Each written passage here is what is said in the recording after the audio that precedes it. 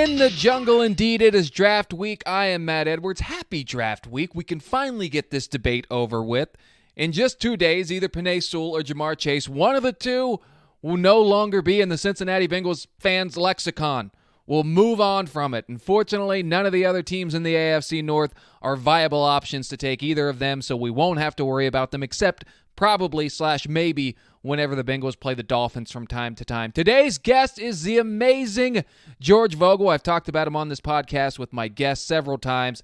One of the genuinely great people, just beloved in the Queen City, not just in broadcasting and television, but just an amazing human being. I love the guy, and it was great to have him on. He and I have had so many conversations during the time we worked together, and every few months we try to hop on the phone and just, shoot the breeze for a while. So we talk about the draft a bit, and then mainly it's him just telling the remarkable stories and insights that he has from his almost 35 years working as a broadcaster at Cincinnati's news leader, WLWT. And it was great to have him on. I am just recording this little intro. I do plan on having a second podcast out. I guess it's not really a second. It's just what it is. You put these out when you want them. That's the beauty of them. This weekend after the draft. I'm not going to do one after the first round because what else? Even no matter who they take, what are we going to say that hasn't already been said? So we'll get that out there. Second round and third round for me is really where the fun is at this point this year. We'll see what happens. And then, of course, they find those gems all the time in rounds 4 through 7. Carl Lawson, Geno Atkins, and the like. You guys know who I'm talking about. So, TJ Hushmanzada at one time a 7th-round pick. Don't throw those ones away. So we'll have another one this weekend, hopefully, unless I feel like absolute hell from this second COVID shot that I'm going to get on Friday. But I've already had the old COVID-19, so hopefully it's not too bad on me. But I will do my best to make it happen. All signs point toward it occurring this weekend. So enjoy the draft. Have fun no matter who you want the team to take. Just be happy they're in a position where a quarterback is solved, because that's the rest of the league's problem, right? All right, enjoy George Vogel. George Vogel, my good friend, the sports director at WLWT in Cincinnati, 2015 Ohio Sportscaster of the Year. Is it a coincidence you won that award right after I no longer worked with you? Yeah, but it was based on that year you were here, so you actually won that thing for me. Really? Is there like a cash prize or anything involved? Unfortunately, not. I can get you a picture of the plaque, though, the little trophy. Okay, I'll take a neat deal, though, that they did down in North Carolina at this National Hall of Fame thing, and they had all the, writers and people of the year from their various states come in, and they had some big national people down there that presented like forums and stuff. It was really cool. Well done. Well, you're in that's an award that, you're among the royalty of sportscasting in Ohio, which kind of extends nationally. Well, I don't know about that. Like the people who go into the Hall of Fames, like Marty Brennaman, Dan Horde's in the University of Cincinnati Hall of Fame, and he's won that Sportscaster of the Year thing numerous times in the state of Ohio. I'm just a paltry one-time winner. I call BS on that. Did Horde go to UC? No, he went to Syracuse, but I knew that. Yeah, he's done their basketball and football games really probably 20 years or so. Okay, I didn't realize it had been that long. I guess I didn't really know of him until he took over for Brad Johansson doing Bengals games. Yeah, and he's been doing a bang-up job on that as well. He and Lapp do a great job, as you well know, being the Bengal nut you are. Right. Well, let's get – I was thinking about what I wanted to talk to you about here. I'm sick of talking about who's going to go 5th overall or what's going to happen. Is no one else fatigued about this? What else can we say? Yeah, I think people are fatigued, but they're still talking about it. People are passionate about the Bengals and who they take. And there was the big argument about, go the line, go the wide receiver. I'm a line guy. I just am. I say take the lineman. They're worried about his arms being too short or whatever. I'm worried about Joe Burrow being flat on his back again. I don't care who he's throwing to. But I think they're going to go with the wide receiver. But man, I even if they got a deal thrown at them where they could move back and take that Slater dude from Northwestern, I would do that rather than the wide receiver thing, although I think this wide receiver is a darn good one. I don't think they can mess this up. Famous last words right there, George. Yeah, I know. As far as getting a quality player at that pick, I think either way they go, they get a quality player. But they've struggled for years with this line thing, and they just don't do a good job keeping their interior linemen. And I know this kid plays tackle, but I think he could probably play inside. He's big, he's 330 pounds and he's like an anchor. So, but I just think you build teams through lines. And when you have a chance to get a guy you think's going to start for 10 years, you grab it. I'm with you. I've been on that train the whole time. You look, I did a little breakdown a few weeks back. I think like 7 of the last 10 Super Bowl winners have had top 10 offensive lines. That's just how it works. And when you've got a guy, I'm a big believer too in Joe Burrow being able to take C+ and B- receivers and making them A- and A receivers, like Peyton Manning does, like Tom Brady did, like Aaron Rodgers has done. I totally agree with that. And one of the great things about Joe Burrow, when we saw him play and he had that fantastic last year at LSU, he throws guys open. He puts a ball somewhere where only that guy can get to it. And he leads them in ways maybe they weren't planning on going to, but it's the right call and the right window and the right place to put it. And he throws guys open. And I agree with you on that. He doesn't have to have, Pro Bowl receivers. He just needs a little bit of time and he's going to find the guy. Yeah, he threw Tyler Boyd open like a Jedi. I forget the game last year. You know what throw I'm talking about? Was that the one kind of behind Boyd? Yeah, and it's like he with like some Yoda move pulled him across the field. It was unbelievable. And, people are like, whoa, what a catch by Boyd. And I'm like, what a throw by Burrow. I mean, that was insane what he did there. I mean, his brain as a quarterback to process what's going on and where the play and where the throw should go is something I haven't seen before. And I noticed that when he was at LSU and when he had the great year, the more and more I saw him, the more I'm like, this dude is like a computer back there. He just knows where to go with it. And you're thinking, okay, is LSU that much better than everything? But we saw it right away with him early last year. Heck, in the first game against the Chargers. Yep, and that's why you really can't make the wrong pick. Let me ask you this. We've seen the Bengals do a lot of different things here. Last offseason, they spent a little more. This offseason, you got the Ring of Honor, you got the new uniforms. Do you think, is this a new era in the scouting department too? It almost seems so obvious they're going to take Jamar Chase. Are the Bengals throwing a little smoke screen out here? Is that a possibility? It seems too obvious to me at this point. Yeah, I don't know that they are, because I think they're convinced that if someone moves up to take the pick before them, that's going to be a move for a quarterback. And they think the Falcons are sold on the tight end from Florida. Kyle Pitts, yep. Yeah. So I think they feel secure that they're going to have their pick of one of those two guys. But I mean, they could be throwing a little smoke out there, but it is a new era for the Bengals. I mean, the engagement with fans and, Mike's granddaughter, Elizabeth, getting involved, Katie's daughter, taking kind of a lead role. And she's the one that convinced them, look, we got to do this Ring of Honor thing. Now, she can't say why, but she was asked the question, why has it taken this long? We know why. She can't say Grandpa's a cheapskate, but that's why. And, she had some other reason about, you couldn't have these digital things where people might come into the stadium and see Kenny Anderson's name and not know who he is. Come on, that's baloney. We know why they didn't do it.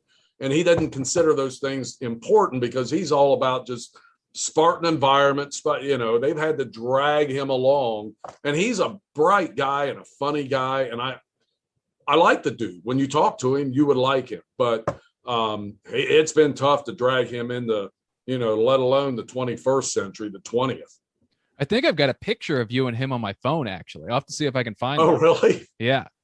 I wonder when that was from. That was during a media day when you were sitting down and interviewing him, and I was shooting it, and I just snapped a picture. Oh, yeah. That would have been probably that pre-training camp luncheon, which is usually the only time he talks to television all year or radio. But he made an exception for me. A few years ago, we had a Browns Thursday night game, I believe it was, on our air.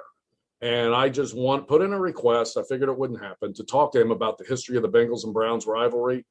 And he said, if that's all it's going to be and you stick to that, I'll be more than happy to do it. And it was an enjoyable hour. I could have talked to him for 5 hours about this. He had story after story and memory after memory of everything. I mean, it was like, the dude's sharp. He is sharp.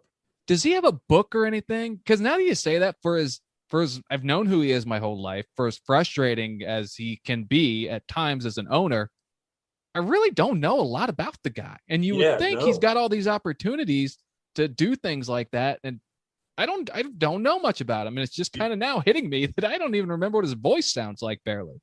Well, he's got a distinct voice too, a distinct kind of dialect. But I don't think there's any book or anything out there on him, and it's kind of interesting because it would be a good book because I mean he's beaten the IRS twice.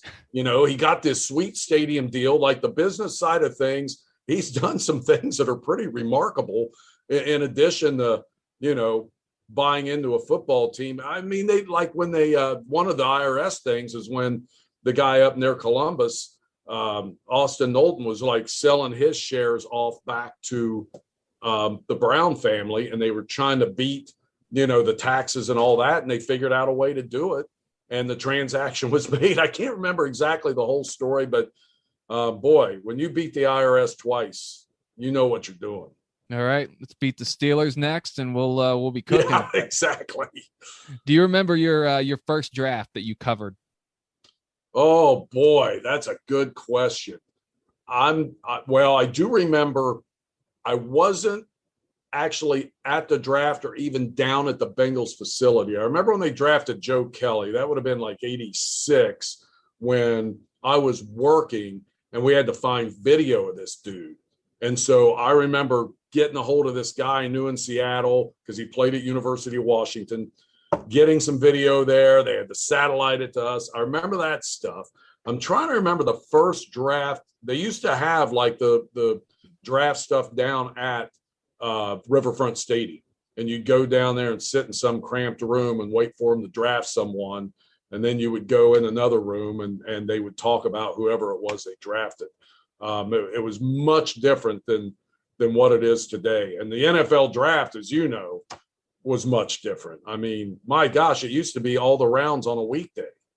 It was like I was watching video the other day from when Dan Marino got drafted that someone posted on Instagram, and it looks like a Rotary Club meeting Yeah. in an outdated pool hall. Is Yeah, pretty much what it looks like. That's a great description of what it was like. And I remember I went to when I was younger, and I don't know that I was even in the business yet. And we went, there was actually a place, there were more barleycorns around Cincinnati, sports bars. And Bob Trumpy, the former Bengal, who was a sports talk host, was hosting like this draft party. And I remember showing up there, and that may have been one of the first ESPN televised drafts that they did. So that was that was definitely the early 80s.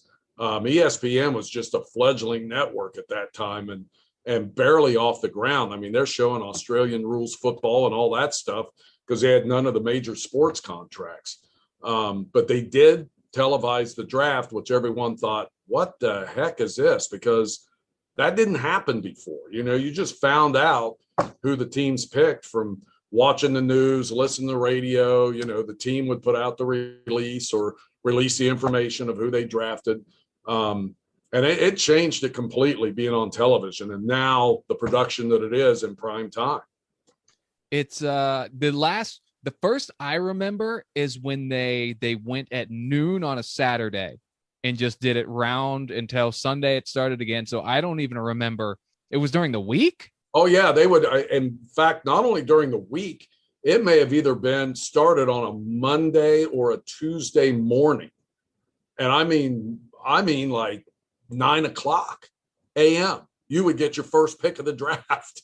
Like it was just no one thought about it back then the way it is now, that it would be this huge presentation and they now they go to different cities. It was always for a long time in that place in New York, and it was always the New York fans who would boo the commissioner first, then boo the Jets' first pick, whoever that happened to be.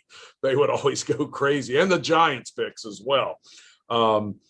So yeah, they would have it on a weekday and just start rolling. And boy, I want to say back when the Bengals started. Now that's back before they were on television, but they had like, I don't know how many rounds in this thing, like 18 rounds or something of the draft. I remember. I mean, there's so many guys who, not so many, but a handful. I think who was it? The guy who John Randall for the Vikings is kind of the famous. I think he's a Hall of Famer now. Obviously, I think he was like a 14th round pick. Yeah, yeah. Which that's double the rounds they go now. Right. Crazy. Right. That's wild. I didn't realize it used to be on a weekday morning. And I think about all the time the fact that you couldn't just know things. For instance, I woke up this morning at 3 a.m. and saw the Reds won in extra innings. Unless I had a newspaper at 30 years ago, I would have just had to figure it out some other way. Hope to catch a radio update or something. Yeah. There was a, and I don't know if you've seen this draft story back in the 60s, how people couldn't find things out. Some guy, and I want to say it was either Sport Magazine or Sports Illustrated, put out like some hot shot potential NFL draft pick who didn't exist. And a team actually drafted this guy. And then they find out later, this guy was just throwing it out there as some, crazy thing to see if somebody bit. He got drafted. That's insane. I think it is insane. That's I've got to figure that out. I know there was a hockey guy like that I had heard about, but I didn't realize someone crazy. Yeah. I read this story once about non-football, non-sports, but a dude in Akron who went out fishing. This was like back in the 30s or 40s. He goes out fishing and it's a really bad storm out that night. Never comes home. He's got a wife and kids. Everyone assumes he died.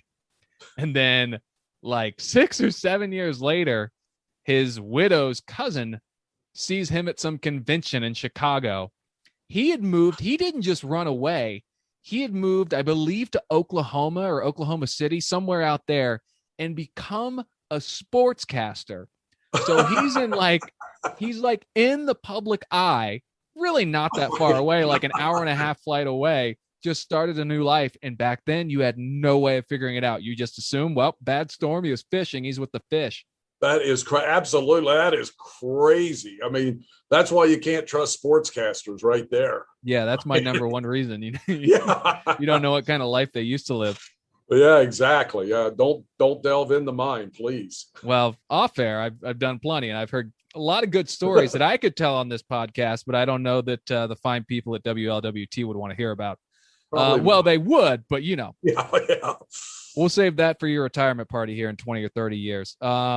Maybe 3, maybe next year at this rate. Who knows? Whenever it is, I will be there and I will bring a big old bottle of Woodford and we will have a memorable time. We're in. Give me one of your all-time stories. If you had to pick something you're comfortable sharing that has to do with covering the Bengals or the Bengals in general? Oh, the worst. I mean, there's some funny ones. I remember like Carl Pickens, and we used to do this post-game show. Oh, that post-game show provided plenty of them. Number one of the best I remember is we're down in Houston and the Bengals are playing, and we've got the post-game show on television where I just stand outside the locker room and there's a producer that'll go in and dig out guys who, you hope to get the guys that factored in the game.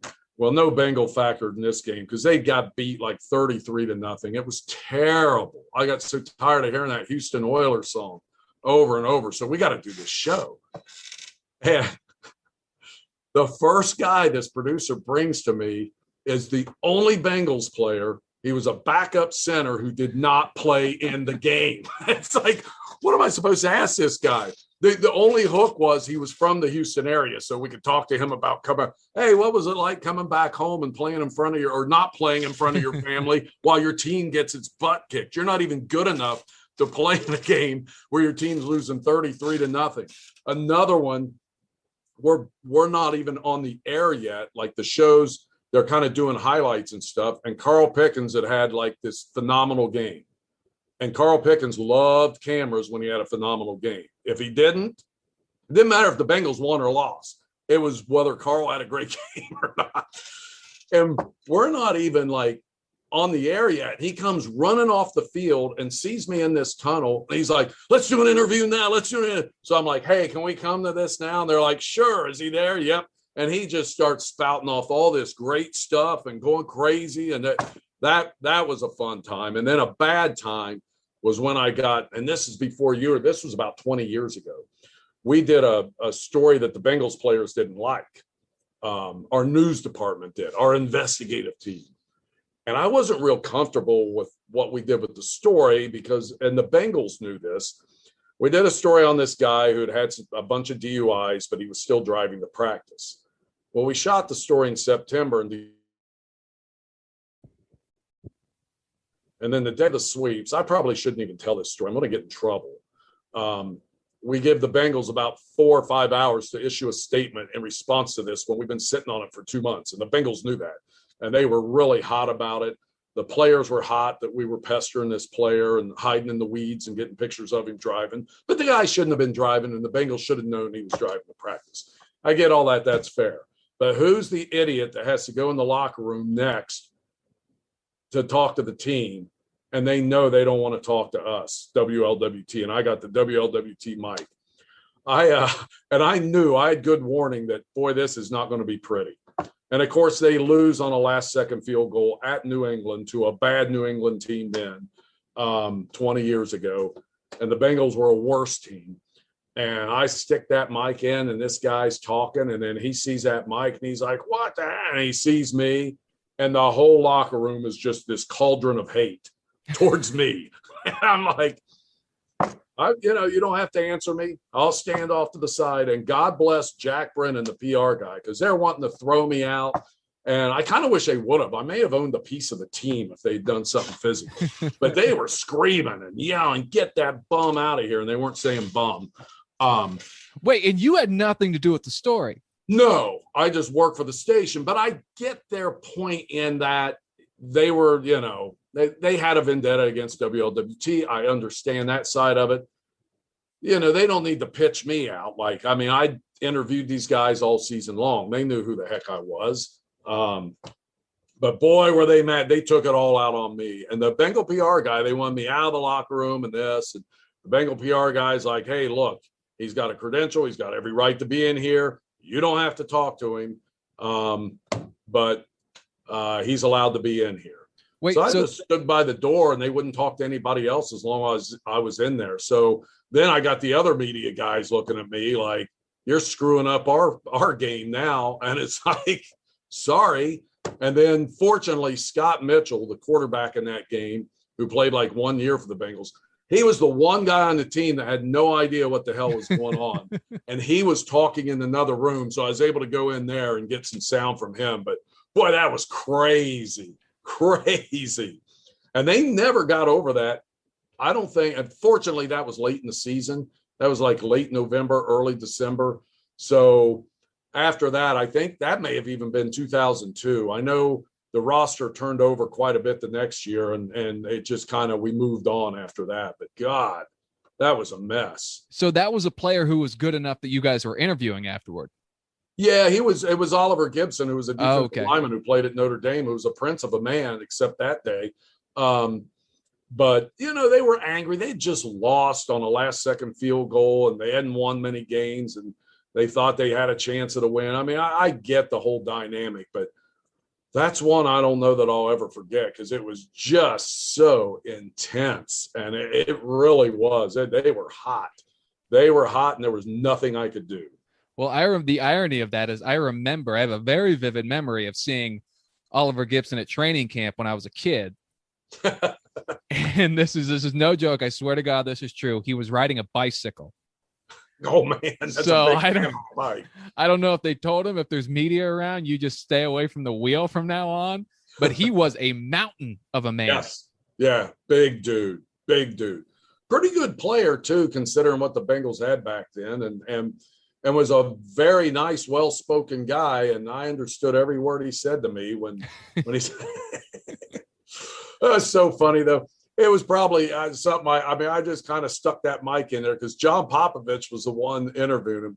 And it was, wow, that was crazy. But that happens. I've seen a number of, locker room skirmishes. I wasn't there, but the best was the Lou Piniella fight with Rob Dibble. God, I wish I'd been there. That was that famous clip. That was, you guys shot that, right? Yeah, Kent Weaver, our photographer, shot it. And boy, the Reds were mad about that. They wanted to confiscate the video and all that stuff. And it's like, I mean, that was open locker room time. We can't help it that Lou's a hothead. you know. And now Kent Weaver works for the Reds, right? Yeah, pretty much. Yeah, he works for Bally Sports now. Yeah, exactly. Does a lot of stuff with them, and the pregame and postgame show is pretty much his main deal, producing that and making sure that gets on the air, and shoots a lot of stuff that gets on the air, and a lot of good stuff for the Reds. I mean, you know, a lot of those times you'll see Jim Day interviewing Lou or whoever else, you know, those look backs. Kent Weaver's got a lot to do with that. I cannot tell this story on here. Well, I could, but I'm not going to tell it with you around. But do you remember the story Jay Morrison told us about the Christian radio reporter interviewing Lou Piniella? Oh, God, yeah, that is true. And I saw Lou do one in Pittsburgh after the playoff game. And it was a playoff game in Pittsburgh. The Reds won. And so we had the games on our air.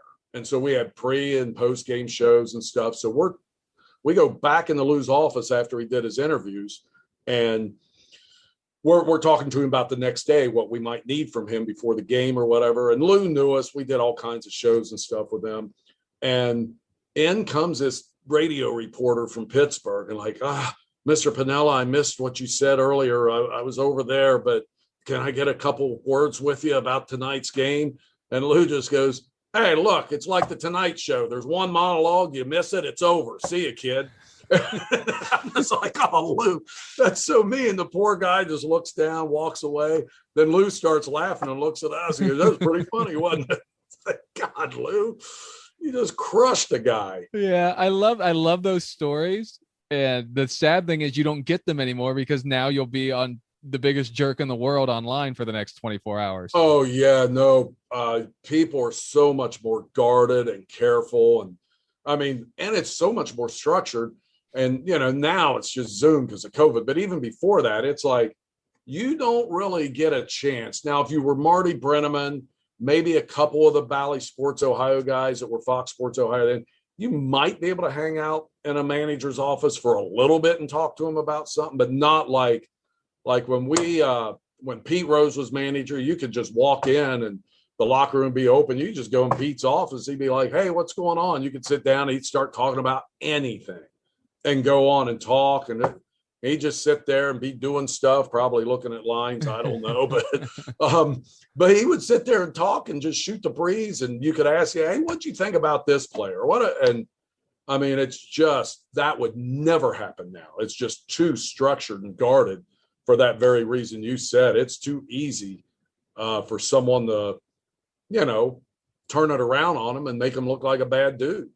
Yeah, that was maybe Pete's problem. Talked a little too much, was a little too, too carefree. A few, unfortunately for him, but he's still, God, he's fun to talk to. Yeah, I saw him do, I forget, it was at Miami University, or is it University of Miami?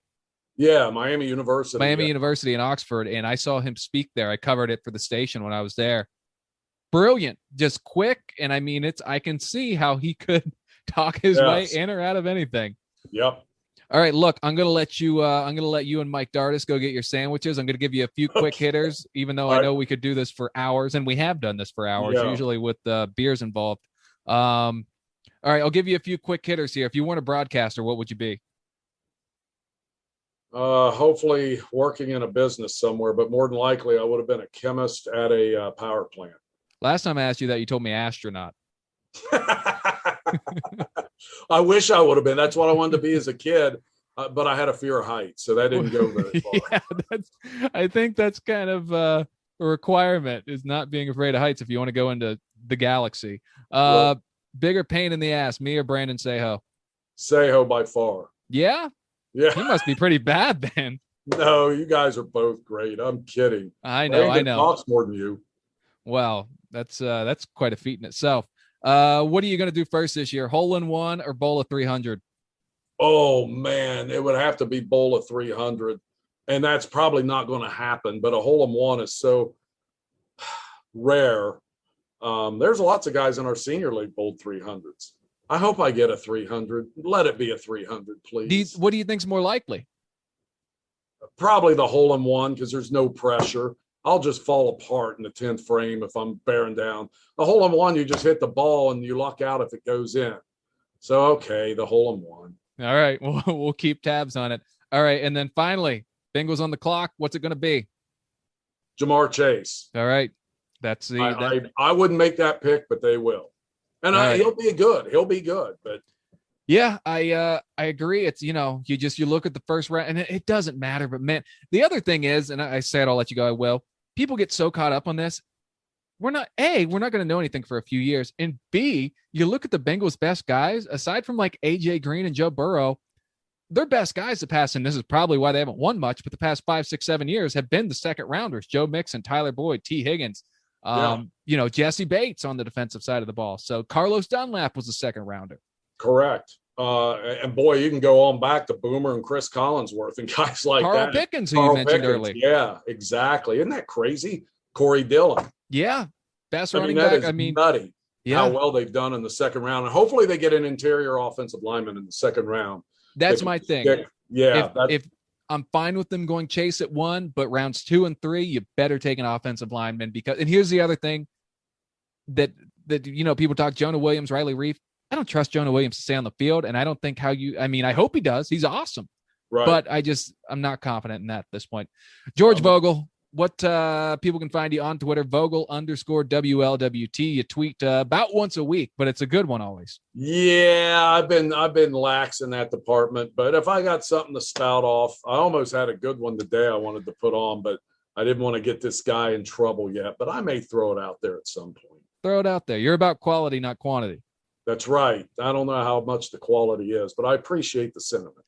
You're the man. All right. I think about calling you all the time, but I never do because I assume you're busy doing stuff. What's a good time of day to call you?